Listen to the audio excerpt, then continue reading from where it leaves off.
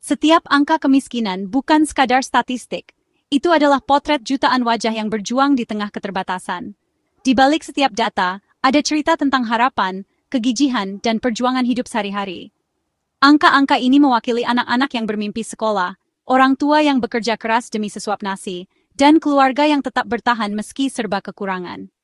Pada Maret 2025, BPS mencatat 23,85 juta penduduk miskin di Indonesia, lebih banyak dari populasi Australia.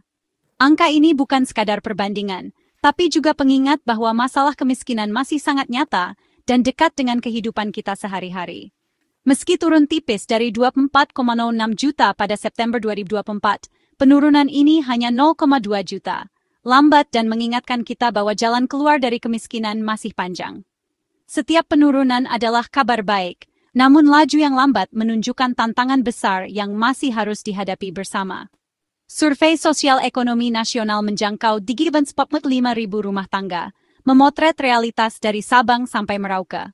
Data ini dikumpulkan dengan cermat, melibatkan ribuan petugas yang turun langsung ke lapangan, memastikan suara masyarakat dari pelosok hingga kota besar terdengar. Setiap angka adalah kisah nyata, ibu tunggal di Jakarta, petani di Flores, dan jutaan lainnya. Mereka adalah wajah-wajah yang membangun negeri ini, yang setiap harinya berjuang untuk masa depan yang lebih baik. Memahami data ini adalah langkah awal untuk mengurai masalah dan mencari solusi yang tepat sasaran. Dengan data yang akurat, kita bisa merancang program yang benar-benar menjawab kebutuhan masyarakat. Di mana kantong kemiskinan terbesar? Pertanyaan ini penting untuk memastikan bantuan dan kebijakan sampai ke tempat yang paling membutuhkan. Mengapa di satu wilayah turun, di lain naik? Setiap daerah punya tantangan dan cerita yang berbeda, sehingga solusi pun harus disesuaikan. Jawabannya penting untuk kebijakan yang adil. Pemerintah dan masyarakat harus bekerja sama, mendengarkan suara rakyat, dan mengambil keputusan berdasarkan data yang ada. Kemiskinan bukan takdir, tapi masalah bersama yang harus kita selesaikan. Setiap langkah kecil, setiap aksi nyata bisa membawa perubahan besar bagi masa depan bangsa. Ini panggilan untuk kita semua. Bersama kita bisa mengubah angka menjadi harapan dan masa depan yang lebih cerah untuk Indonesia. Paradoks terbesar, Pulau Jawa, pusat ekonomi Indonesia, justru menampung lebih dari separuh penduduk miskin nasional, 12,56 juta orang. Di tengah gemerlap kota dan industri, jutaan orang hidup dalam kekurangan, terjebak di sektor informal, dan sulit mengakses layanan dasar. Urbanisasi masif tanpa lapangan kerja memadai, persaingan ketat, dan lahan pertanian yang makin sempit memperparah masalah. Petani gurem dan buruh tani di desa-desa Jawa hidup dalam lingkaran kemiskinan turun-temurun. Jawa adalah motor ekonomi sekaligus penyumbang kemiskinan terbesar, sebuah ironi yang menuntut perhatian serius. Pembangunan harus menyentuh akar ketimpangan, bukan sekadar mengejar pertumbuhan makro. Program pengentasan kemiskinan di Jawa harus spesifik, membedakan antara masalah kota dan desa. Mengabaikan Jawa berarti mengabaikan separuh masalah kemiskinan Indonesia. Kalimantan dikenal sebagai pulau dengan jumlah penduduk miskin paling sedikit di Indonesia. Sebuah fakta yang sering membuat banyak orang mengira wilayah ini sudah sejahtera dan bebas dari persoalan sosial. Data menunjukkan hanya 0,89 juta orang, atau sekitar 3,75% dari total nasional yang hidup di bawah garis kemiskinan di Kalimantan. Angka ini memang jauh lebih rendah dibandingkan wilayah lain di Indonesia. Namun, di balik angka yang tampak menggembirakan ini, Kalimantan menyimpan tantangan besar yang sering luput dari perhatian. Wilayahnya sangat luas, dengan banyak komunitas yang hidup terpisah dan terisolasi di tengah hutan lebat. Akses ke layanan publik seperti pendidikan, kesehatan, dan infrastruktur dasar masih sangat sulit dijangkau oleh sebagian besar penduduk, terutama yang tinggal di pelosok. Memang, industri ekstraktif seperti tambang batubara dan perkebunan sawit telah membuka banyak lapangan kerja dan menjadi tulang punggung ekonomi lokal. Namun, di sisi lain, kehadiran industri ini juga menimbulkan konflik agraria, perampasan lahan, dan kerusakan lingkungan yang mengancam masa depan masyarakat adat dan petani kecil. Keuntungan ekonomi yang dihasilkan seringkali tidak dinikmati secara adil oleh masyarakat lokal. Justru mereka yang kehilangan lahan dan sumber penghidupan terancam jatuh ke jurang kemiskinan baru. Banyak keluarga yang terpaksa pindah dan kehilangan akses terhadap tanah yang selama ini menjadi sumber kehidupan mereka. Jadi angka kemiskinan yang rendah bukan berarti Kalimantan bebas dari masalah. Akses, pemerataan, dan inklusi sosial masih menjadi pekerjaan rumah besar yang harus segera diatasi. Banyak anak-anak harus menempuh perjalanan jauh untuk sekolah, dan layanan kesehatan seringkali hanya bisa diakses dengan perjuangan ekstra. Pembangunan ibu kota baru di Kalimantan harus menjadi momentum untuk memastikan manfaat pembangunan dirasakan oleh semua lapisan masyarakat, bukan hanya segelintir pihak. Melihat Kalimantan sebagai wilayah aman dari kemiskinan adalah penyederhanaan yang menyesatkan dan bisa membuat kita abai terhadap tantangan nyata yang dihadapi masyarakat di sana. Kualitas hidup, akses merata, dan keadilan sosial harus menjadi prioritas utama agar Kalimantan benar-benar maju dan sejahtera untuk semua. Bali dan Nusa Tenggara mencatat penurunan kemiskinan paling signifikan, sebuah harapan baru. Kebangkitan pariwisata pasca pandemi menghidupkan ribuan usaha kecil, menyerap tenaga kerja, dan meningkatkan pendapatan. Namun, ketergantungan pada pariwisata membuat ekonomi rentan jika sektor ini terguncang. Nusa Tenggara Timur, meski masih tertinggal, mulai menunjukkan perbaikan berkat pembangunan infrastruktur dan bantuan sosial. Pengembangan destinasi wisata baru seperti Labuan Bajo memberi dampak positif, tapi kesenjangan antar wilayah tetap besar. Masalah kekeringan, air bersih, pendidikan, dan stunting masih menghantui banyak daerah di Nusa Tenggara. Penurunan kemiskinan harus jadi momentum untuk pembangunan yang lebih merata dan berkelanjutan. Harapan dari data ini harus dijaga agar tak ada lagi yang tertinggal.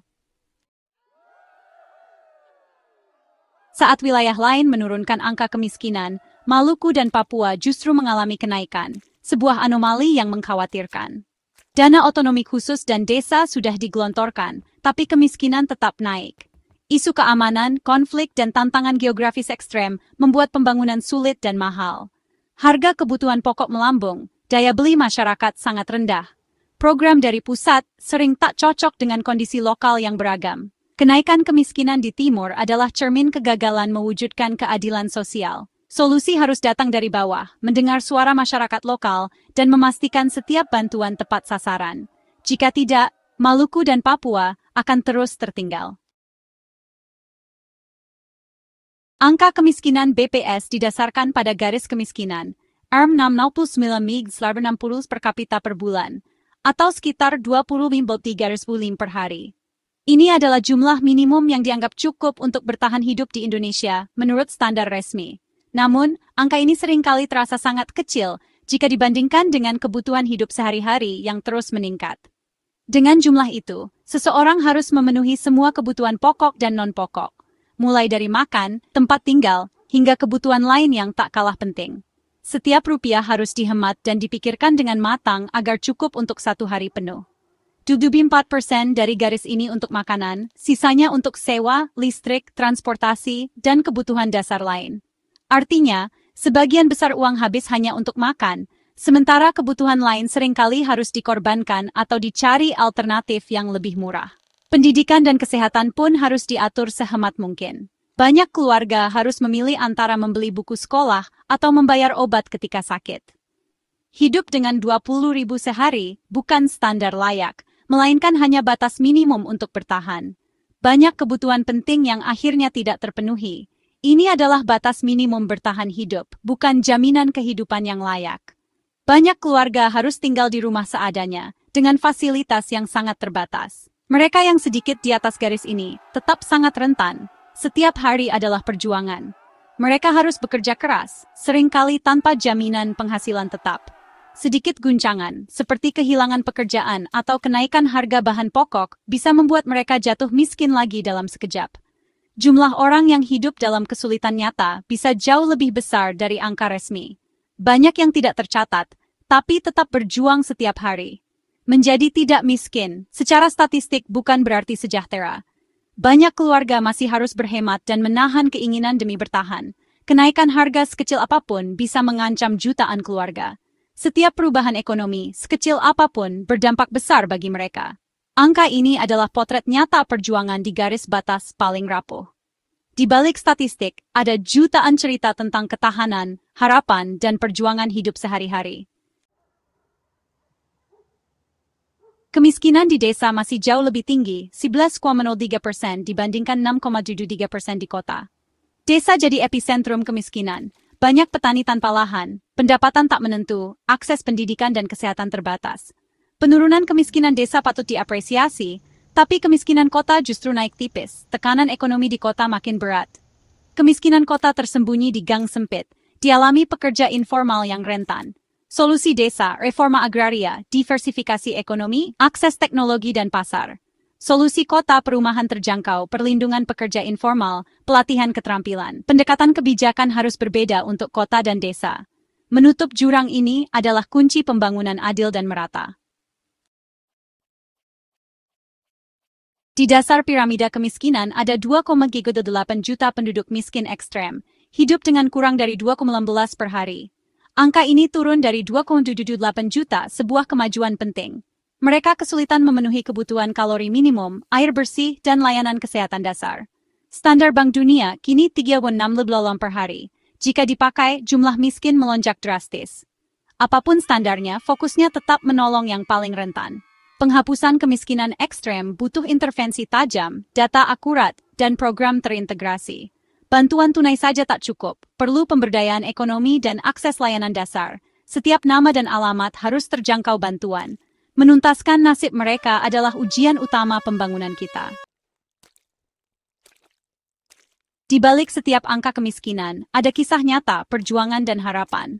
Memahami data adalah langkah awal, tapi harus diikuti kepedulian dan aksi nyata.